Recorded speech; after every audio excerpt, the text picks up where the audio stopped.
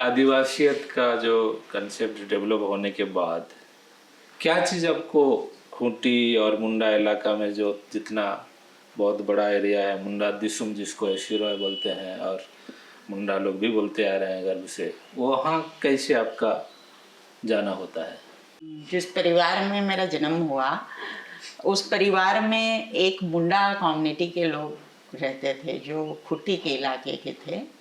लुकी भौजी बोलते थे, उनकी पीठ में मैं बंद कर बड़ी हुई हूँ। तो वो बहुत गीत गाती थी, मुंडा दिसुम की बहुत गीत गाया करती थी। और वो हर गीत में उनकी प्रकृति का झलक जो है वो दिखता था। और दूसरे पैराग्राफ में विद्रोह का झलक दिखता था और तीसरे पैराग्राफ में आह्वान का झलक जो है वो दिखता था। और चौथे पैराग्राफ में सब लोगों से वो निवेदन करती थी।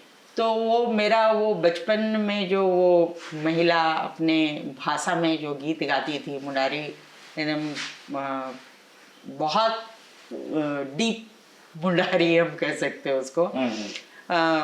तो उसमें वो गीत गाती थी और हम लोग को समझाती थी कि हम जंगल, पहाड़, नदी, मट्टी जो है ये हमारे शरीर के पूरे चीज़ों के साथ उसका एक रिश्ता है। मट्टी, पानी, पहाड़ और जंगल हमारे शरीर के साथ एक रिश्ता है। और जब भी पेड़ को या ज़मीन को कोई खोद देता है, ज़मीन को कोई खोद देता है, पहाड़ को कोई काटता है, तो हमें वो वेदना होती है। जंगल को काटता है तो वो वेदना हमको भी होती है, क्योंकि हमारा शरीर और मेरा मन और मेरे दिमाग तीनों जो है उससे बहुत रिश्ता बनाए हुए हैं, बहुत सामूहिकता बनाए हुए हैं, बहुत प्रेम है हमारा उसके साथ।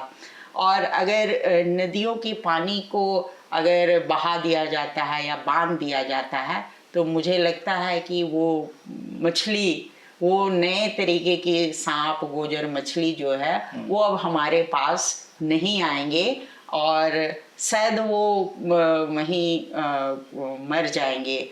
तो इसलिए इन सब की को बचाना बहुत ज़रूरी है। और इसको बचाने के लिए हम होड़ समाज को लगातार बने रहना चाहिए, उसको बचाने के लिए उसके साथ खड़े रहना चाहिए। और गीत के अंत में कहती है कि हम सबसे कहते हैं कि तुम सबकी रक्षा करो, जैसे प्रकृति हम सबकी रक्षा करते हैं। तो वो ये जो उसका सार है वो उनके गीतों में मुझे मैंने लुकी भौजी के गीतों में मुझे बहुत झलकता था। और ये मेरा अटैचमेंट जो है वो उस तरफ की ओर ले जाया